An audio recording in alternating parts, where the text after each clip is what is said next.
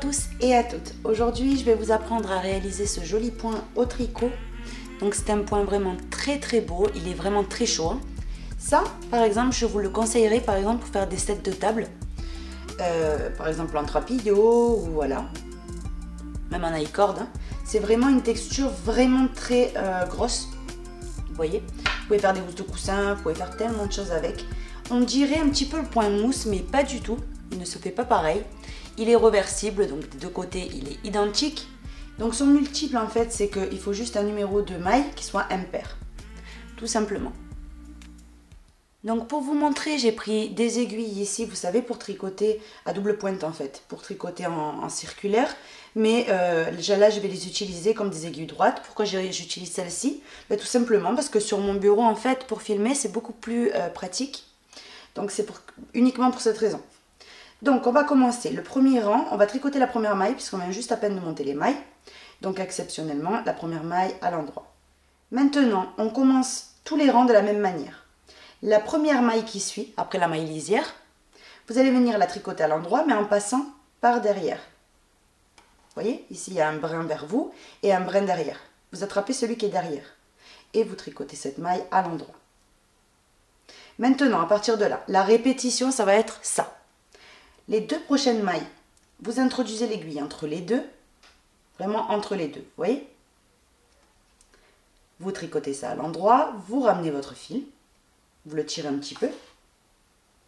Et maintenant qu'on a fait ceci, les deux mailles qui sont sur l'aiguille de gauche, on les tricote ensemble, mais en les prenant, vous voyez, toujours du côté arrière. On les tricote ensemble. Une fois qu'on a fait ceci, on peut lâcher ces deux mailles. Et on recommence ça jusqu'à terminer. Donc on va venir le répéter ensemble. Tout simplement, vous introduisez l'aiguille entre les deux prochaines mailles de l'aiguille de gauche. Vous ramenez votre fil, vous l'allongez un petit peu. Et ces deux mailles, vous les tricotez ensemble à l'endroit. Par derrière, vous voyez? Une fois qu'on les a tricotées, on lâche ces deux mailles. Et on recommence. On introduit l'aiguille entre les deux. On ramène notre fil. Les deux mailles, vous les tricotez ensemble, mais par derrière.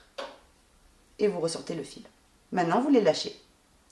Entre les deux prochaines mailles, je ramène mon fil. Et ces deux mailles, je les tricote ensemble en passant par derrière. Et je les lâche. Vous tricotez donc la dernière maille à l'envers, si c'est pour faire une couverture, etc. Et si c'est pour faire, par exemple, une housse de coussin, mettons, et que vous allez venir coudre cette face avec la deuxième, tout simplement, ce que vous allez faire, c'est que vous allez terminer tous les rangs avec une maille à l'endroit. Et ça va vous former des petits nœuds sur le côté qui vont être super utiles au moment de coudre. Maintenant, on retourne. Et le rang qu'il faut répéter, c'est le précédent. C'est aussi simple que ça. Donc, on répète. On sort ici la maille lisière sans la tricoter, comme je vous disais tout à l'heure. Maintenant, cette maille-là, rappelez-vous, on commence toujours par cette maille-là qui suit la maille lisière. On la tricote à l'endroit, mais en prenant le côté de derrière. On la tricote normalement à l'endroit et on la lâche. Maintenant, vous répétez ce qu'on a fait tout à l'heure. Ici, vous avez deux mailles sur l'aiguille de gauche. Vous introduisez l'aiguille entre les deux. Vous ramenez votre fil. Vous allongez un petit peu. Et ces deux mailles de l'aiguille de gauche ensemble par derrière. Vous voyez? Et maintenant, vous les lâchez toutes les deux. Et on recommence ça jusqu'à terminer. Vous avez deux mailles, vous introduisez entre les deux. Vous ramenez votre fil. Et les deux mailles ensemble, en passant bien sûr par derrière. Et on les lâche. Entre les deux mailles, on ramène notre fil. Et les deux mailles ensemble, en passant par derrière. Et on les lâche. Entre les deux mailles, on ramène, on allonge un petit peu. Et les deux mailles par derrière, vous voyez, à l'endroit. Et on les lâche. La dernière maille, comme je vous disais, si vous voulez une tresse, tout le temps à l'envers. Et si vous voulez des petits nœuds pour la couture, tout le temps à l'endroit. Et là, on a fini de répéter, vous voyez, le rang.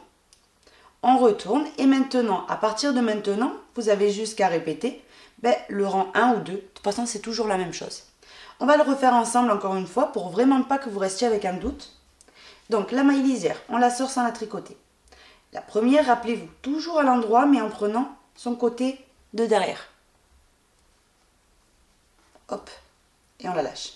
Maintenant, c'est reparti pour la séquence. On introduit l'aiguille entre les deux mailles, dans l'espace, vous voyez. On ramène notre fil et ces 2 mailles ensemble à l'endroit. Et on les lâche. On introduit entre les deux, on ramène notre fil et ces 2 mailles ensemble par derrière, vous voyez, et on les lâche. Entre les deux, on ramène notre fil et les 2 mailles ensemble par derrière et on les lâche. Entre les deux, on ramène le fil, les 2 ensemble par derrière, 1 et 2, et on les lâche. À la fin de votre rang, vous terminez par une maille à l'envers. Ou à l'endroit bien sûr pour les petits nœuds. Donc voilà, vous avez juste qu'à répéter, vous voyez, ce rang-là, peu importe de tout ce qu'on a fait, vous choisissez lequel vous voulez, c'est les mêmes. Et vous les répétez, vous les répétez, vous les répétez jusqu'à avoir la longueur que vous souhaitez. Faites un test, vous allez voir, c'est un point vraiment très chaud. Vraiment très très chaud. Moi, j'ai pas senti que ça consommait plus que ça de laine.